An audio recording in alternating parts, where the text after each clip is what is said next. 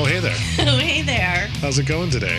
I'm good. How are you? I'm good. I'm Bradley. I am Kate. We are the History Buffoons. Yes, we are. Thank you for joining us today. Yes. How are you today?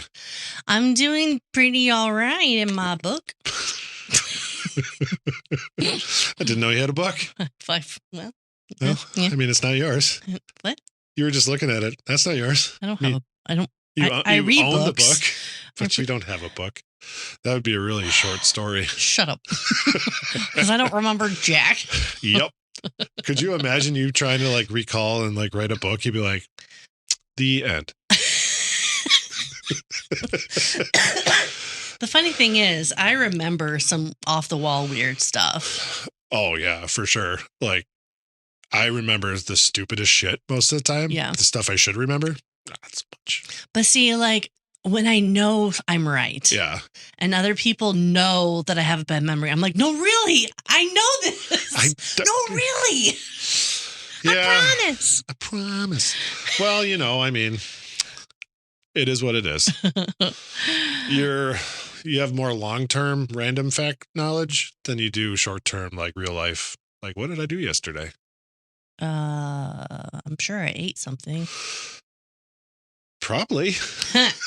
So today, Yes, we have a beer that we've never seen before. I did not know Steve Austin had a... Did you look up who Steve Austin is? He's the wrestler. Stone Cold Steve Austin, right? He says he's an American actor. Oh, Stone Cold Team. Okay. The Yeah. Undertaker put Stone Cold Steve something. He put him something, all right. It was a headline that didn't finish. Oh, as a preview or whatever. Yeah. So we have El Segundo Brewing Company. Steve Austin's Broken Skull IPA is what I have. It's 6.7%. I have a 16-ounce can. I like the skull on it. So, but yours isn't a Steve Austin one, right? Mine just is. No, mine is also Steve Austin. It is. Broken Skull. What was yours called?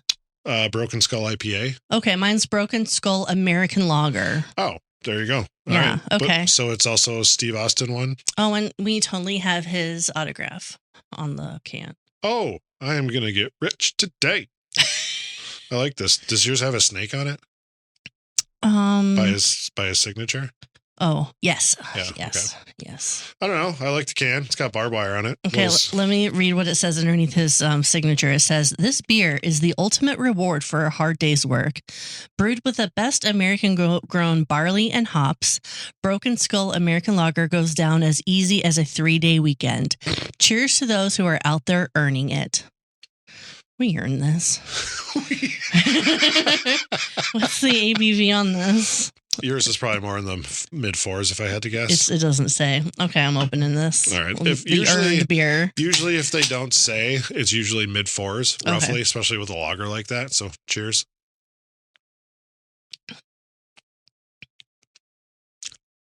Okay. It's got some flavor. Yeah. I like it. I like it. That's the way. Wait, we can't sing, otherwise we have to get. No, wait. I don't know the rules. Okay. We're not going to test those. We are going to go to 14th century India. So in the 1300s. Yes. Good job. Thank you. That is really confusing for people who don't know. It can be. Well, even if you know, it still screws you up. Yeah, you're because wait, you're what? oh, so the 14th. No, it's the 1300s. Because obviously the first century was 1 to 99. The hundreds was the second century. So, yeah. I mean, yeah, it's just It seems backwards. It's but confusing. Well, you that's just have to also think about it. Hey, this happened back in 3000 BC. It's why did they count down? Right? Yeah, it's confusing. So it's wait a minute. Okay, so 14th century India, people were talking about organized bands of killers prowling the highways, strangling travelers who had the misfortune of crossing their path. That sounds terrible. Sounds horrifying. Yeah, I wouldn't want to go that way. By the 1350s. Yeah. Okay, let me just pause that. Okay. There's a lot of pronunciations that you're going to get wrong. that I'm probably going to get wrong. It's not intentional. I did look them up as best I could. Sure. And wrote them out phonetically as best I could. Sure. Execution may not be so great. Well, we know that. You got like a fuzzy on the eyebrow. There you go. Hey. Good job. There, good job. Okay. Thanks. So by the 1350s, yeah. Sultan. What the fuck? The Sultan. Have you never heard of the word Sultan? Yes, I have. Sultan. Sultan Jalaluddin Khalji. Wow, that's a mouthful. Jalaluddin Khalji. Okay. Supposedly rounded up about 1,000 of these wandering murderers and exiled them. But these weren't your everyday robbers. Okay. They were thugs. This is the origin of the word thug. Is it really? Yes. No way. Yes. Okay, cool. Thugs are members of what would be known as the Thuggee cult. Thuggee cult? Mm-hmm. Thuggee. Thuggee. Thuggee? Mm-hmm. Weird. According to legend, the thugs were born from the sweat of the goddess Kali. She is a Hindu goddess of destruction and rebirth. Oh, Jesus Christ. She supposedly created them during an epic battle with a shape-shifting demon who spilled blood, kept spawning new monsters. That sounds fun. To stop the bloody mess, yeah, Kali ordered her new devotees to strangle the demon instead. No blood, no problem. Okay. The thugs took that divine memo seriously. Oh, really? Oh, yeah. Oh, no. So whether or not anyone believes that the goddess perspired into thugs, yeah, there's no question that the Thuggee cult was well established by the time Europe was still arguing over who discovered what. Right. So by the 1600s, travelers' journals were already warning about these bandits on India's roads. Okay. So even the Mughal Emperor Aurangzeb. Yeah. Mughal Emperor Aurangzeb. Okay. Issued royal orders in the 1670s against these stranglers. Sure. So by the time the British eventually arrived on the scene centuries later, the thugs had already perfected their art. I bet. They weren't just criminals. They were multi-generational strangler guild. So it was like, oh, we got a son. Son, I got to teach you something. Exactly. Wow. That's wild. They passed down their trade from father to son. Well, I mean, if that's all they knew, what's the more? If that's all they knew, especially back in, 13, 14, 15, 1600s, it's not like you're like, I'm going to make myself my own. I'm going to school. I'm like, yeah, they had schools, obviously, in certain areas. But if your dad didn't know anything other than this trade, this life, he's going to teach his kids that. Yep. So that makes sense. So at the heart of the Thuggees was it sounds Thuggees, It sounds like something Vesper would say. Did the Thuggees wear Huggies? The Thuggees, they had religion. Oh. So the thugs didn't see themselves as criminals at all. Sure, they were doing God's work. They thought they were holy hitmen carrying out the divine work for Kali, which is the Hindu goddess of destruction and rebirth. Pretty sure our title of our episode is going to be Holy Hitman. Holy Hitman. Pardon me. You're pardoned. So every killing in their eyes wasn't murder, it was sacrifice. Oh, dear. So these guys literally believed that they were children of Kali born from her sweat. Right. And according to their lore, every strangulation was Kali's will, an offering to keep the universe balanced. Oh, Jesus. So the thug reportedly told a British officer that if they didn't keep up their sacred strangling duties, Kali might destroy all of mankind. I'm going to go with no, but okay. So in their minds, they weren't murderers, they were heroes, saving humanity one garrote at a time. But not all of the thugs were Hindu. No. About a third of the thugs were Muslim, which makes the whole goddess worshiping thing a little bit more complicated. Right. So what did they do? They were pragmatic about it. Oh, good for them. The Muslim thugs often treated Kali as a kind of minor spirit they respected while privately sticking to their own faith. Sure. So they would say things like, I do not pray to her, but I worship her. Or I do not believe in her, but I don't want to make her mad. I don't want to make her mad. Oh, wow. So the Thuggee was a mash-up of different beliefs, more of a spiritual free-for-all where murder was like a shared doctrine of sorts. Sure. So some historians think that the British exaggerated the religious angle to make the thugs sound more sinister or otherworldly. Right. But after all, plenty of people in India credited gods for their good fortune. Okay. For the thugs, just happened to credit theirs for successful strangulations. Thank you for giving me the power to strangle that person properly. So it's chilling to think about these men genuinely believed, or at least claimed, that Kali wanted them to kill. Okay. So they didn't just kill in the name of their god. They turned murder into a type of worship.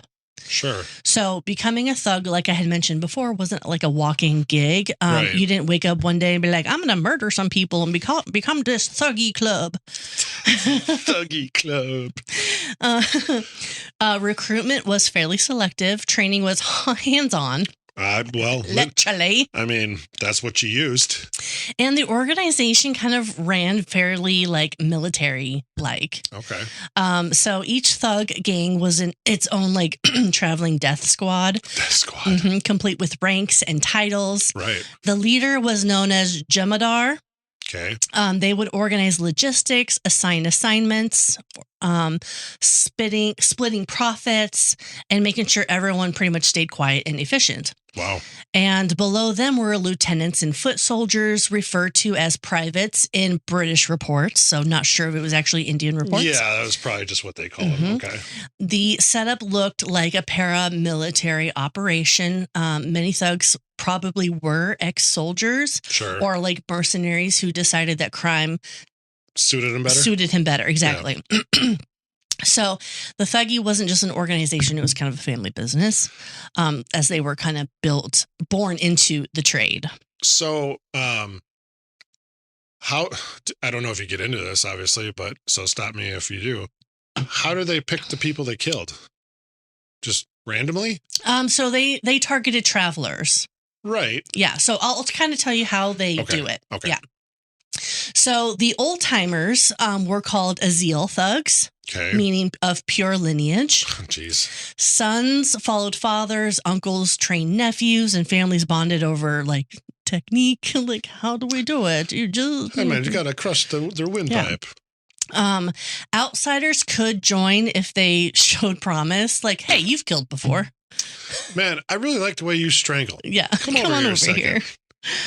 Jesus fucking Christ. It's like, you kill really nicely. I think we got a job for you. I think we do. Like, what the fuck? So would they just loot the people they killed? Yeah. That doesn't sound very holy. Right? It doesn't. So the veterans were called gurus because, of course. Of course. They took on apprentices and taught them everything from building trust with travelers to slipping the noose with finesse. On-the-job training literally meant on-the-job training. All right, kid, today's lesson. Kill that person. How to make it look like an accident. See, like, if you had to make it look like an accident, that's not doing it in the name of any kind of God. Yeah. That's just using that as a scapegoat to get away with what the fuck you're doing. Yeah. Wow. So some captured thugs confessed that occasionally children of murdered victims were spared and raised by the gang, groomed to grow up and keep the cycle going.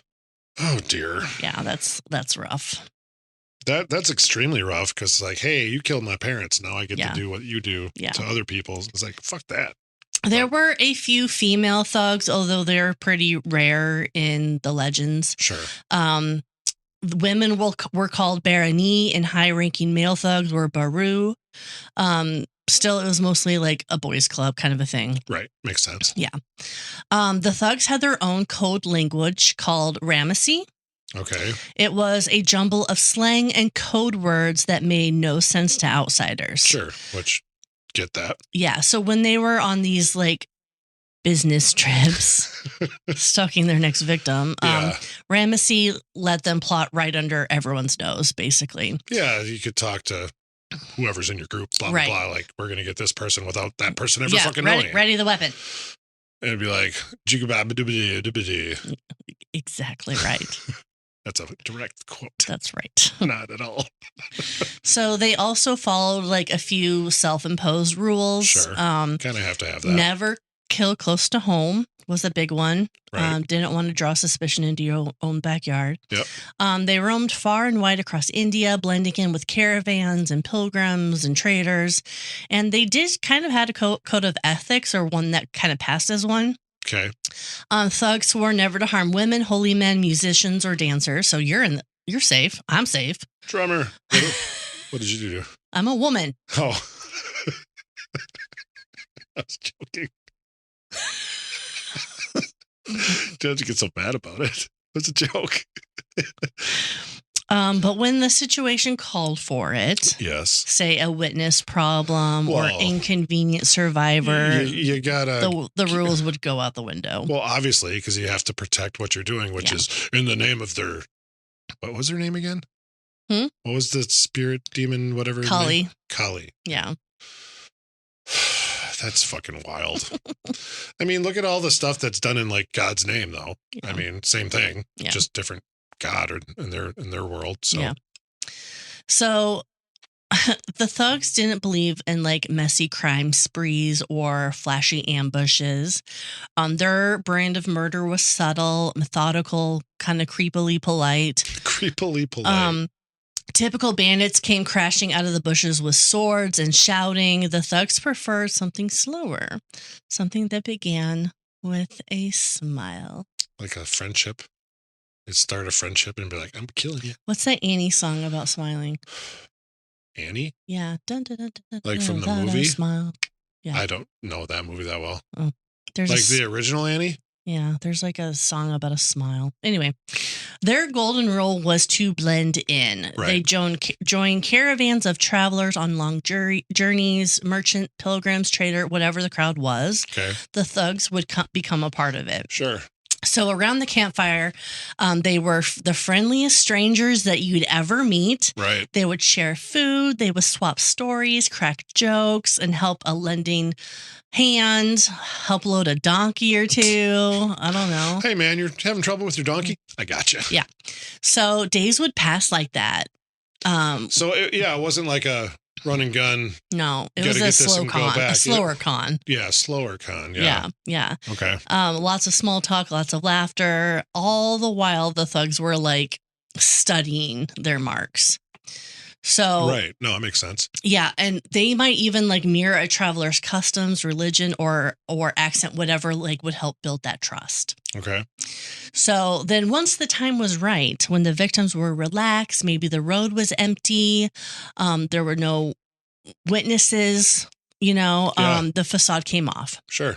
At a prearranged signal, maybe a flick of a hand or a whispered word in their Ramasi, everything changed. Okay. One thug would grab the target from behind, while another whipped out a rumal. A rumal? Mm-hmm. And what is that? A length of cloth that looked harmless until it was looped around someone's neck and yanked tight. Gotcha. A rumal is a scarf. Oh. A scarf. Wow. Killed him with a scarf. Yes. Was it plaid? It looked... So, accounts have said yellow. Other accounts have said tan or beige that might have like a yellow undertone. I don't think yellow hue, if you will.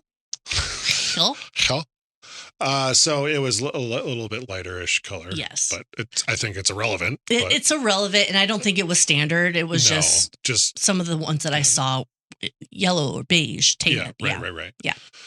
I mean, that'd be a shitty way to go. Killed by a handkerchief. So it looked harmless, and the scarves kind of looked like anyone could wear it in India. Sure. Maybe wiping sweat. Wiping their brow. Yeah. Wrapping food, covering their head.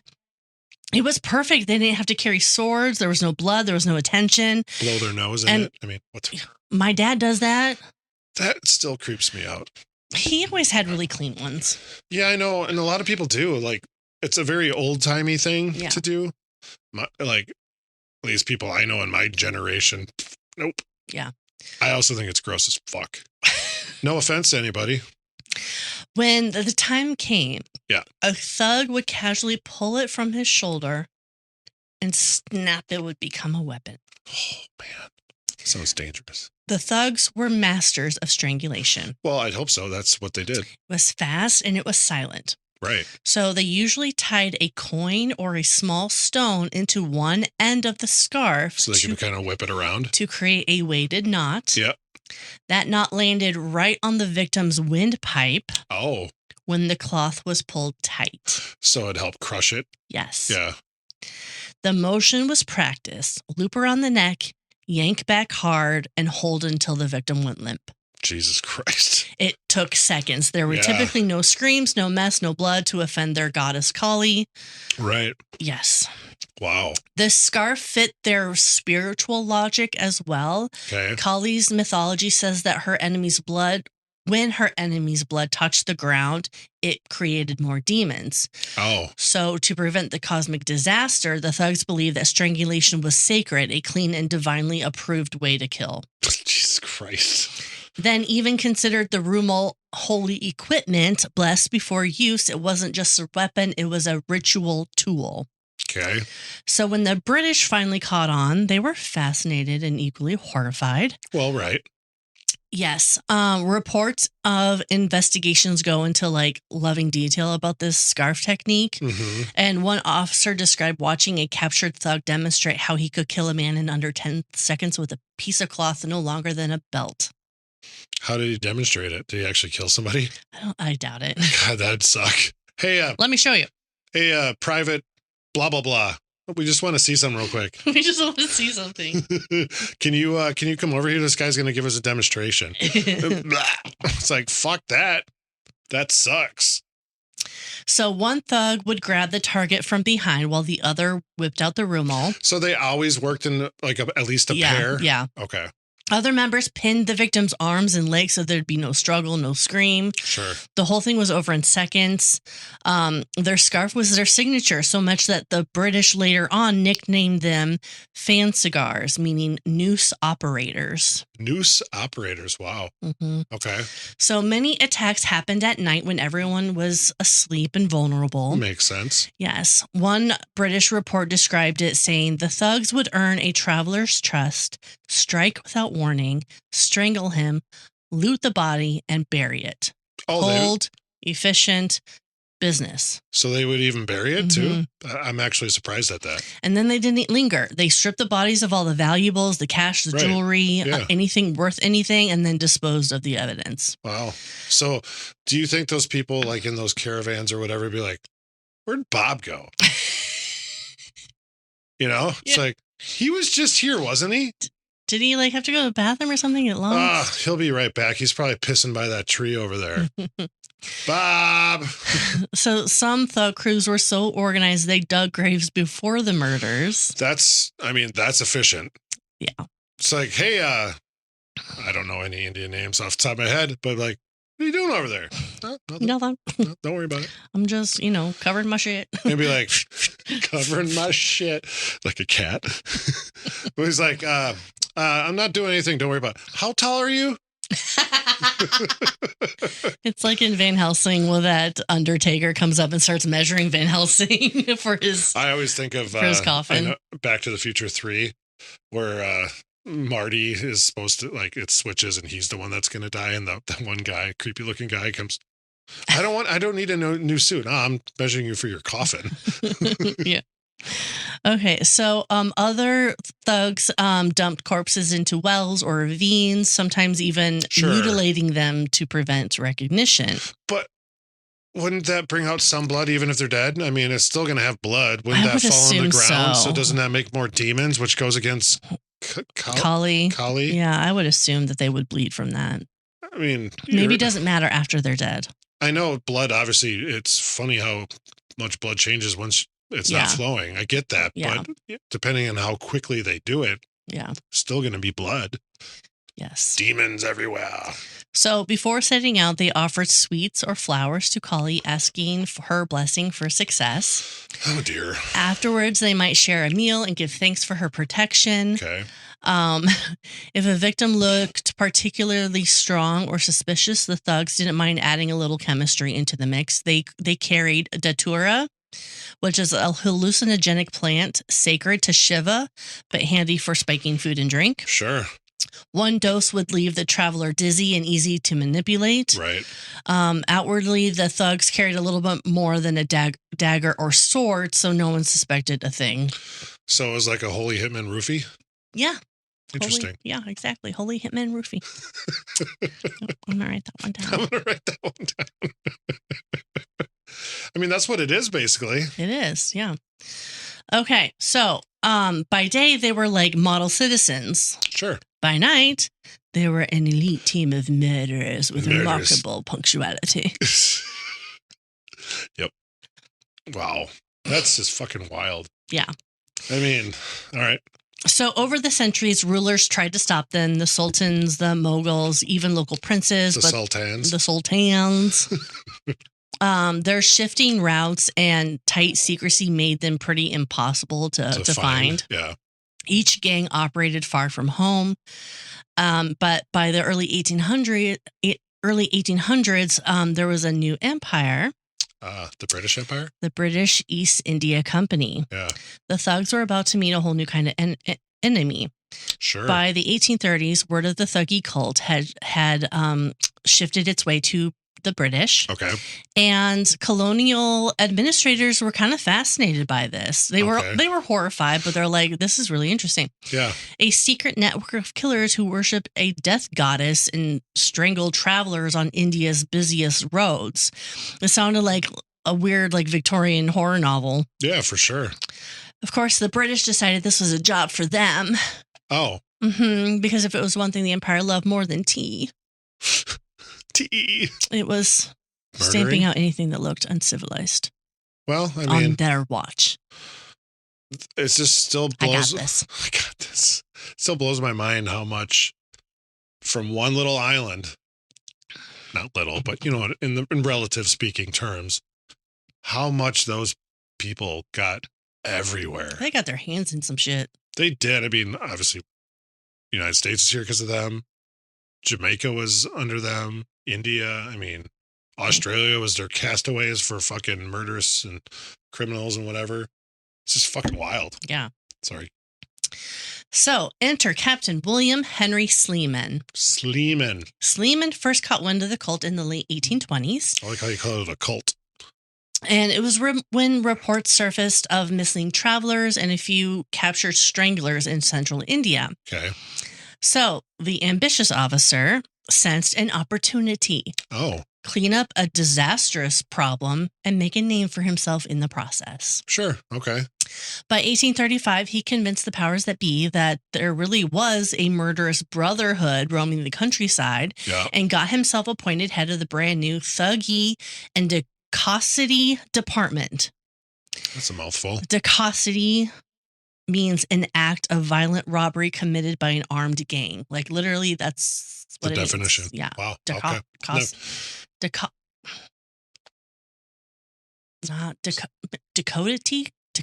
I don't know. Spell it. Dacoity. Dacoity.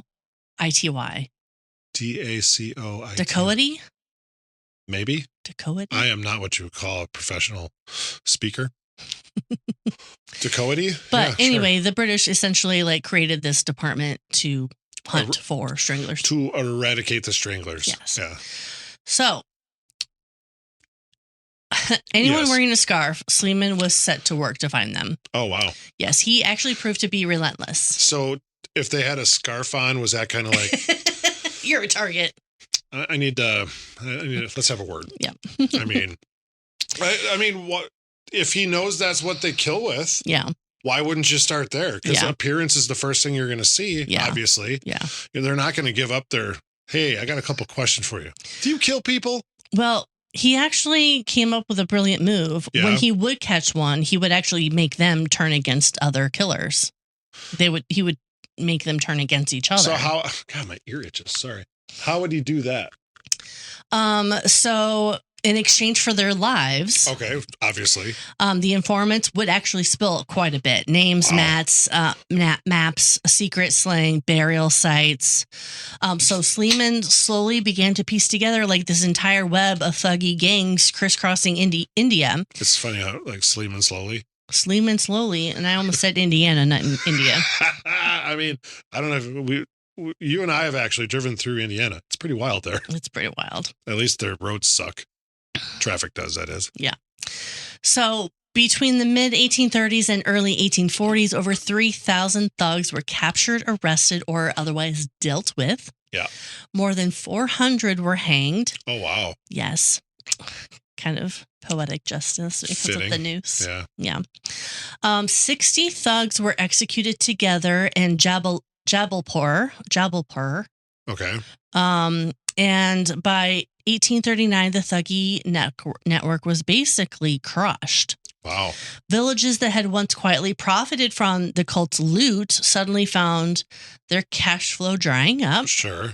To the British, Sleeman was a hero. Of course. He made India's roads safe again, a savior for travelers, the strangler of the stranglers. Yeah. I'm assuming he had that embroidered on a pillow somewhere. Oh, The strangler of stranglers. I would imagine that was his fucking family slogan and everything. Absolutely. Strangler of stranglers, yeah. The British government even passed the Thuggee Law of 1836, which made being associated with Thuggee, not even killing anyone, just hanging out with the guys that did it, punishable by death or life in prison. Wow. That's a pretty harsh. Yeah. Even for just being adjacent to him. Yes. Wow. Okay. So Sleeman wasn't just content enough to catch some of these killers. He wanted to tell the world about it. Of course he did. He wanted to be famous. Yes, he wrote a detailed report and entire books about the cult's confessions, lurid details and eerie quotes. Okay. In 1839, his book, The Thugs or Fanzigars of India, hit the presses. Okay. That same year, a British novelist published Confessions of a Thug, inspired by Sleeman's findings. Okay. The book was a massive hit, and suddenly Thuggee was kind of the talk of the town. Okay. The British public devoured every gruesome detail, congratulating themselves on being like civilized. Jesus. By the 1850s, officials declared the Thuggee problem solved, mission accomplished. Okay. Mission accomplished. Jesus Christ. Excuse me. Here, no problem. Sleeman had become a colonial celebrity, complete with fan mail from London society ladies. Oh, like, you are so cute. Yes. The few surviving thugs were shipped off to a rehabilitation experiment called the Thuggee School of Industry, where they were taught trades like weaving and farming. It's kind of like a rehabilitation center. Wow, that's wild. Yeah. It's crazy they would even like attempt to do that. Yeah. But of course, the British were like patting themselves on the back. Well, obviously. Job well done. Look at us go. Yeah. We're so civilized. The thugs were gone. The roads were safe. Yeah. Captain Sleeman had cemented his legacy. Yep. Yes. Yes. And of course, but some historians started giving the Thuggee saga kind of a side eye. Oh. The official British version makes one hell of a story. Murderous cult of stranglers devoted to a death goddess secretly prowling India until the noble Brodish rode in on their white horse to save the day. I like how you call them Brodish. Brodish rode in. British. Yes. But was it all true? Well, Was it just the Empire's favorite story, half real, half propaganda? We don't could be. know. Yeah. Yes. Definitely could be propaganda. On one side, you've got historians that argue that Thuggee was basically a British invention, kind of a morality tale. Sure. Everything that we know about the thugs come from British records. Well, yeah. I mean, they obviously took very good records but doing shit for a long time. So, yeah, of course it's going to be one-sided. And it was basically coming from one man, Sleeman. Yeah. So Sleeman slowly. Yeah. So according to this school of thought, Sleeman had every reason to exaggerate. The bigger, the scarier the thugs looked, the more heroic. Excuse me, holy shit. That was fucking heroic. That was amazing. Wow. I am going to isolate that. That crept up out of nowhere. Do something with it. So 39 minutes. I cannot wait to do something with that. So obviously he's going to inflate his ego. Well, his ego, but like, oh, they were beasts of men. They were huge and we took them down or whatever. Like he's going to exaggerate everything. Yeah. And because that's going to make him look even more heroic. Right. Good old Sleeman eliminated this threat. Yeah. Because he just wanted to be famous. And to the British, he did something good. I mean, if this is really what it is and everything, fuck those people for just killing random people. Yeah. But anyways, he just wanted to be famous and cement his legacy. Like yeah, exactly. That's mine. I wish I would have said heroic when I said it. I did that. Okay, so this story kind of hit all the right buttons for Victorian readers back home, like a secret Kali worshipping death cult in India, exotic horror material. Right. Newspapers and novels couldn't get enough of it. To many scholars, it looked like the empire itself. Sure. It found itself a perfect villain, kind of a dark, foreign, conveniently in need of civilization kind of a thing. And that's another big thing is because obviously they went in and tried to conquer this territory. Yeah. And they're not like them. They're savages and blah, blah, blah, whatever. Potentially, yeah. As far as most of them concerned, because all these people reading this back in England, London, whatever, are like, I've never seen this, but oh my God, that's so scary. Thank God for what they did. Yeah. Because they don't fucking know better. Yeah. So the other camp of historians argue that, yes, the Thuggee was real, but just not quite as cinematic as Sleeman sold to London. Right. So the records from the 1830s show that something was happening. People were disappearing. Graves were found. Thousands of suspects were rounded up. Right. There's no way the whole thing was made up out of thin air. Sure. But what was more likely is that Thuggee was an organized banditry dressed up with religious flair. Right. So many of the captured thugs weren't zealots. They were professionals. Right. Killing travelers wasn't a ritual. It was a business model. Yeah. The talk of Kali and divine duty may have been more about group loyalty than genuine fanaticism. Sure. So some historians think that the cult of religion was really just a social glue to kind of keep them loyal and justify the blood on their hands. Right, for sure.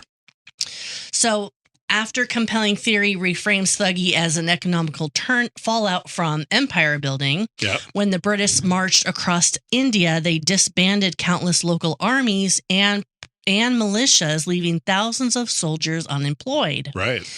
And then those trained fighters still needed income. And guess what? Robbery was a transferable skill. Yep. And according to this view, Thuggee was born from job loss and opportunity. Sure. Soldiers turned mercenaries turned stranglers. Okay. Makes sense. I mean, you got to put food on the table. Even juicier yet, some local rulers and landowners may have sponsored these thug bands to target traders from rival territories, taking a cut of the profits. Well, yeah, it's like, hey, I got this land. You can camp here. Go kill those. They're fucking up my beef trade, whatever the fuck it was. I don't know. So, yeah, I mean, I could see people kind of backing him for that. Yeah. Because it's in their best interest to eliminate these people that are bringing shit in that's directly affecting their business, which whatever the fuck it would have been. And so it's like, hey, I'll help you, give you some, I'll feed you, I'll house you, or whatever the fuck it might have been, and just go take care of that for me. So if this is true, the Thuggee wasn't a continental-wide cult, but it was more like a network of criminal freelancers. Yeah. They shared the same technique, language, superstition, but there's evidence, but there's little evidence of a powerful central Thuggee headquarters. They weren't satanic masterminds. They were just opportunistic entrepreneurs of chaos. Yeah. So the truth probably sits somewhere in that middle. Right. So Thuggee existed, but maybe not at the size or scales that the colonials wrote about. Sure. So the worship of Kali, some thugs might have truly believed that they were her chosen agents. Yeah. Others probably just played along for good luck or for the intimidation factor. Yep. What's interesting is that Indian writings of the time barely mention Thuggee at all. That's weird. Yeah, it's really a massive empire-spanning religious cult. You'd expect a little bit more of a local chatter. Well, obviously, because like, how could you have this network of people doing this for so long? Yeah. Air quotes. And there's no mention of it. Doesn't the silence kind of say something? It really does, because it seems like maybe it wasn't as around as long as they said it was, or whatever. So by the time the British wrapped up their victory over evil, victory over evil, the narrative was kind of set. The civilized rulers saved India from its own savagery. Okay. So Thuggee became kind of a moral trophy, a neat story of like barbarianism conquered by bureaucracy. We're cleaning up the streets. Look at us go. Yes. Wow. So what's left today is kind of a mix of like fact and fiction. Sure. The thugs were real, the killings were real, but like the death cult of Kali could have been fabricated a little bit. Yeah. Again, it's all part of the storytelling. Exactly. But the British, even if they oversold it, they made sure that Thuggee lived forever. The English word thug comes straight from these stranglers. I did not know that. Yes. That's wild. So when British officers started writing home about this creepy cult, they began using thug with a capital T. Excuse me, my bad. And by the early 1800s, the term had officially entered English. Wow. The first known use popped up around 1810, but the real explosion kind of came around the 30s and 40s. Yeah. Right in the middle of Sleeman's big campaign. Yes, exactly. Yeah. Okay. So his reports made the rounds in Britain. Charles Dickens dropped casual thug references in his writings. Is he the first one to coin thug life? No. Thug life was Tupac. Do you have that actually? Yes. Nice. By the mid-1800s, thug had already stretched beyond its original meaning. The British public never once for nuance started using it to describe any roughneck or brute. The Oxford English Dictionary later nailed it down as a cutthroat, ruffian, or hoodlum. Okay. And then just like that, Kali was written out of history, essentially. Right, yeah. By the time Rudyard Kipling wrote Kim in 1901, Kim? which I don't know of. I'm not. Kim, you said? Kim. Yeah, I'm unfamiliar. The thugs had become literary shorthand for mysterious villains lurking in the shadows. Sure. So fast forward a century or so, by the late 20th century, thug was part of American slang reborn in hip-hop culture. Right. Tupac famously tattooed thug life across his stomach. Sure did. It was a defiance against the system. When Sarah worked in the bakery, I always wanted her to come up with like a donut or a pastry called a shakur, and she sold them in 2-packs. Sorry. Anyways. For those who don't know, shakur is Tupac's last name. If you don't know, you I didn't know. You didn't? No, I mean, Tupac is part of my story, so I know Shakur is his last name, but only because of my story. What was his real name? Fuck if I know. Why'd you say fuck a rhino? That's what it sounded like. By then, the term had done like a full 180 from describing religious murders to symbolizing toughness, rebellion, survival. Yeah. Somewhere in the afterlife, maybe one's leaning back, smirking. We made it, boys. We made it. We're part of the lexicon. We're part of the thug life. Yes. So most people who use the word today have no idea that it's talking about a 19th century criminal cult. I did not know that. Mm-mm. So I'm one of them. I had no idea the origin of thug. The modern thug conjures up images of gangsters and outlaws, not devotees of Kali performing moonlit sacrifices. Which could be or could not be actually what they did it for. Yes, exactly. That's wild. I mean, and who knows? Again, we don't know. But just thinking like, if it was, that's what they did do it for. It's like, we got you, Kali. Yeah. Kill. It's like, but we won't drop blood because more demons rise. Exactly. Like that demon that just came out of my mouth. That was heavy. Weird. I did not know that. Yeah. So how did you like your beer? It's not bad. I don't mind it. How's yours? I like mine. Yeah. It's delicious. Did you know net contents is 1 pint? I didn't because it's 16 ounces.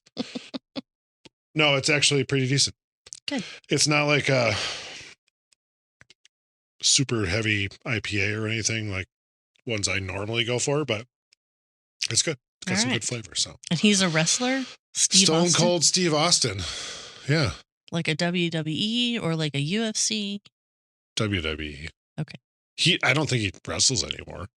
Probably not. I think he's retired. I think he's 60. Is that how old he is? I think so. Holy shit. I mean, that would make sense.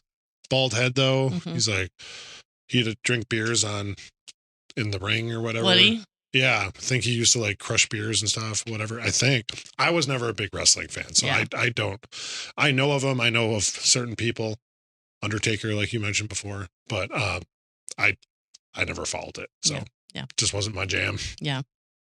Well, my ears are hurting. Well, I suppose. all right, buffoons. That's it for today's episode. Buckle up because we've got another historical adventure waiting for you next time. Feeling hungry for more buffoonery? Or maybe you have a burning question or a wild historical theory for us to explore? Hit us up on social media. We're History Buffoons Podcast on YouTube, X, Instagram, and Facebook. You can also email us at historybuffoonspodcast@gmail.com. We are Bradley and Kate. Music by Corey Akers. Follow us wherever you get your podcasts and turn those notifications on to stay in the loop. Until next time, stay curious and don't forget to rate and review us. Remember, the buffoonery never stops.